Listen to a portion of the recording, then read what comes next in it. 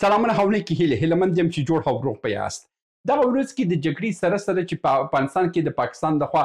تیری وسو او د جګړه شروع سوه د ټرمپ تعریفونه هم د شهباز شریف او آصف منیر په هکله باندې ډېر سوي دي. په پاکستان کې بعضې ظاهري سیاستوال دا وایي چې د جګړه په اصل کې امریکا په خوښه او بالکل د ټرمپ په خوښه د جګړه شروع سوې ده. ټرمپ ځکه د جګړې شروع کړې ده چې د نوبل جایزې دپاره دوی غواړي چې ځان نوماند کړي او دغه جګړې تر څو چې راتلونکي پړاو د نوبل جایزه رسیږي تر هغه وخته دی نور هم په نړۍ کې جنګونه شروع کوي او جنجالونه شروع کوي او وروسته دغه نمایشي جګړې د خپل خود په زور باندې دا په سولې بدلي تر څو دی وسې کړي په راتلونکي نوبل جایزې کې دی کوم یو غوره نوماند اوسي او هر هېواد دی غوره کړي تر څو د نوبل جایزه دا وګټي. نن په دغه ویډیو کې تاسو ته وایم چې دغه نمایشي جګړې ولې د ټرمپ د خوا شروع کیږي او آصف منیر او شهباز شریف د دوه کمیډینونو او دوه لاسپوڅي دوی ولې په سیمې کې دا جګړې ته لاس لمن ویې زه پر موضوع باندې خبرې کوم تر اضافي خبرې تېرېږو. ګوره نوبل جایزه چې دا په نړیواله سطح باندې تاسو معلومات ولرئ یو په اصل کې د خپل نوبل چې دی یو ساینس پوه د ډېرې پیسې وي او دا پیسې په بانک کې په سویس په بانک کې پرېښول او دا یې هم وویل چې ما د دغه پیسو د ګټو څخه هر څو کاله کې چې کوم کس په نړیواله سطح باندې یو ښه کار یې وکړلو او هغه ته یو ښه جایزه ورکړه او دا د نوبل جایزه ده. دا د نوبل جایزه چې ده پخوا په هغه کسانو ته ورکول کېدل چې هغه په فیزیک او کیمیا کې په ساینس په برخه کې ښه کارونه یې کوله خو وروسته دا پیسې ډېرې سوې او کوم پیسې چې د هغه وخت کې ایښوه د هغه د پیسو څخه اوس ډېر څه کېږي خو هغه کوم جایزه چې معنویت یې پیدا کړو نو په ډېرو برخو کې یې تقسیم کړلو چې هغه د ساینس څخه واوښتو ادبیات ته هم راغله په نړیواله سوله کې هم راغله خو په ډېرو برخو کې اوس نوبل جایزه ورکول کېږي. دغه نوبل جایزه چې ده په اصل کې اوس یو نړیوال حیثیت پیدا کړی دی او هر هیواد غواړي چې دغه نوبل جایزه خپل هیواد ته راوړي یعنی چې کله هم یو هیواد ته ورکول یو کس ته ورکول کېږي د هغه هیواد په استازیتوب باندې بلل کېږي یعنی اوس هم که تاسو سرچ وکړئ په ګوګل کې سرچ کوئ نو هلته ولیکئ چې کوم هیواد ډېر نوبل جایزې ګټلې دي نو بیا دا په سطح د هیوادو په سطح باندې لیکل کېږي چې فلاني هیواد دومره نوبل جایزې ګټلې یعنی مطلب دا دی چې هغه هیواد د سولو په برخه کې ډېر کار کړی په ساینس کې ډېر کار کړی په ادبیاتو کې ډېر کار کړی په فیزیک او بیولوژي کې ډېر کار کړی دا ټول په دغه خاطر باندې اوس هم چې امریکایان په دې لټه کې دي چې تر څو د نوبل جایزې خپل ځان ته واخلي دا څه هم وګټله د باراک اوباما او اوس ټرمپ په دې لټه کې دی چې دی هم د سولې جایزه وګټي. د سولې جایزې ګټل دا دی چې په نړیواله سطح باندې امریکا ته یو پرستیج ورکوي چې دا یو هیواد دی چې په نړیواله سطح باندې سولې خپروي جګړه نه خپروي او جګړه چې دی د تروریستي هیوادو کار دی لکه افغانستان دی لکه پاکستان دی لکه روسیه ده لکه چین دی اصلا جګړه دوی کوي او د خپل سولې خپرېدونکي چې دي دا یوازې د سولې بلبلان او د سولې کفترې چې دي دا یوازې په امریکا کې دي. نو د همدې همله ګوره دغه څو یو نمایشي جګړې شروع سوې دا نمایشي جګړې په هغه په امریکا لاتین امریکا کې هم د داسې په منځ کې جوړ سوه چې د چیلي او د ارجنټاین په منځ کې جنجالونه جوړ سوه د ارجنټاین او د برازیل او د کولمبیا په منځ کې جنجالونه جوړ سوه چې دا بیا ټرمپ برته سره حل کړه همدا ډول د کمبودیا او تایلند په منځ کې دا جګړه چې دغه ورځ کې حل سوه او تېره ورځ کې په مالیزیا کې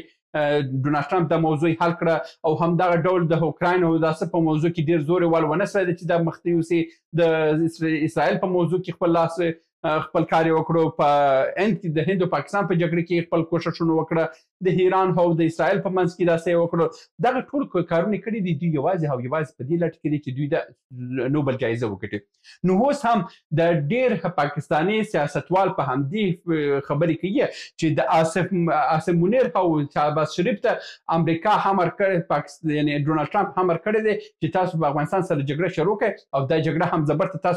تاسو په هم زه تاسو ته امر کوم چې دا جګړه ودروئ او دا جګړه کې ودروله نو بیا دا زما د نوبل جایزې لپاره کریډیټ ډېرېږي تر څو راتلونکي کال کې موږ د نوبل جایزه وګټو. که ستاسو معلومات اوسي د شهباز شریف هم هغه د اسرائیل او فلسطین په اوربند کې په مصر کې دی راغی وویل چې یاره تاسو ته زه سلوټ کوم او یعنې هغه دومره پالش ورکړو چې هغه کوم رنګ او غوړي چې په ډوبي کې وه هغه یې ټوله ور ختم کړه یعنې د ټرمپ بوټو ته یې دومره پالش ور ورکړو نو ټوله په یعنې په پاکستان کې ټوله په دې خبرې وشرمېدل چې دومره بوټ پاکي هم ښه نه و چې شهباز شریف وکړه شهباز شریف ویل زه تا ته سلامي وایم ته یو ډېر ښه شخصیت دی تا ته د نوبل جایزې ګټونکي حقداره یې څه شی مګر دا یې ونه ویل چې دا کومې جګړې چې شروع سوي دي دا ټول نمایشي جګړې دي او دا ټوله ستا په امر دي او یوازې دا یو نړیوال کریډټ دی او دی غواړي چې د نوبل جایزې خپل هیواد ته یوسي او دا هماغه بدبخت شهباز شریف او دی په دې خبر نه دی چې دا کوم جګړه چې شروع کېږي او په دې کې چې کوم خلک وژل کېږي دا د کوم هغه غریب بدبخت انسانان دي چې خپل د یو د اولادونو د ماښام د ډوډۍ په خاطر باندې ځي په پوځ کې شاملېږي د پاکستان پوځ کې او خپل د ماښام ډوډۍ پیدا کوي او په یوه جګړه کې واخیستل 150 کسان پوځیان دي هلاک کړه او د دوی ټول اولادونه دي بې سرپرسته کړه او فقط په څه خاطر په دې خاطر چې ته د ډونالډ ټرمپ دپاره د نوبل جایزه ورسوي دا ستا دپاره تر ټول بې غیرته بې عزتي وه تر ټول بې غیرتي وه چې ته خپل په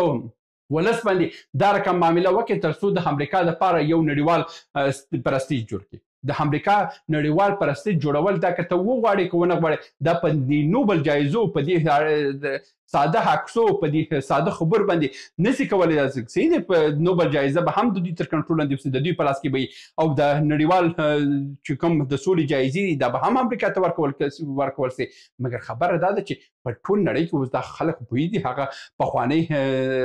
دوران خو نه دی چې څه میډیا ویله هغه خلکو هغه منله مګر اوس خو هغه د انټرنیټ له برکته ټول نړۍ په دې باندې پوسټ و چې دا لوبه چا روانه کړې ده او دا جګړه چا روانه کړې ده او کوم په لاسپوڅي دي او کوم کرایکشه دي یعنې په نړۍ کې یوازینی کرایکشه پوځ چې هغه به د پنجاب پوځ واوسي نو دا تاسو ته وایم چې دا جګړه چې شروع سوې ده دا د فقط د ډونالډ ټرمپ د نوبل د جایزې د کریډټ دپاره جوړ سوې ده دا چې پکښې کې څومره پوځیان هلاکت ته ورسېدل په دې هلاکت دپاره د یوازې شهباز شریف او حسن منیر په دې باندې مسؤل دی تر څو دوی دغه ډونالډ ټرمپ د نوبل جایزې لپاره کریډټ پیدا کړي او خپل پنجابیان هم په دې باندې اوس پوهېدلي دي او پاکستان کې چې نور قومونه دي په دې باندې پوهېدلي دي چې دا جګړه خو تا یوازې د ټرمپ د بوټ پاکي په خاطر باندې تا شروع کړه او په دې کې دي هلاک دي څو کړه 150 تنې پوځیان دي هلاک کړه او دا دې اولادونه دي بې سرپرسته کړه دا دې نور به دې ته نه څوک ماښام ډوډۍ ورکړي او نه هم داسې نسي نو دا په نړیواله سطح باندې یو شرم دی او دا د نړیواله سطح باندې یو کرایکشه پوځ دی چې دا حملې او دا وحشت په سیمې کې جوړوي هیله مند یم چې د پاکستان د پنجاب خلک په دې باندې پوه سي او دا کرایکشو او لاسپوڅو مشران ته نور مخکې ودرېږي او دا حالت په سیمې کې ودروي تر بیا هم په الله سپارم ښې چارې سلامونه موږ ډېر موضوعات جوړ کړي دي که سیاسي موضوعات غواړئ ووینئ نو دلته کلیک کړئ او که غواړئ اقتصادي موضوعات وګورئ نو دلته کلیک کړئ او که غواړئ چې د تل لپاره راسره واوسئ نو دلته کلیک کړئ او چینل سبسکرایب کړئ مننه